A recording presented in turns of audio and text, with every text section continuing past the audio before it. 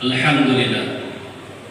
Alhamdulillahilladzi arsala rasulahu bil huda wa dinil haqq wa la ilaha illallah wahdahu la syarika lahu wa asyhadu anna Muhammadar rasulullah. Allahumma shalli ala Muhammad wa ala ali Muhammad. Jadi Ramadan itu adalah kemenangan. Kunci kemenangan orang-orang yang beriman. Sami'na wa ata'na.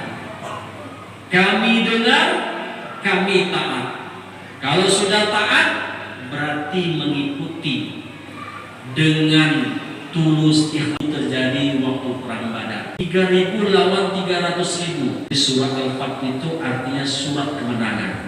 Kemenangan umat Islam, perang Badar itu terjadi pada bulan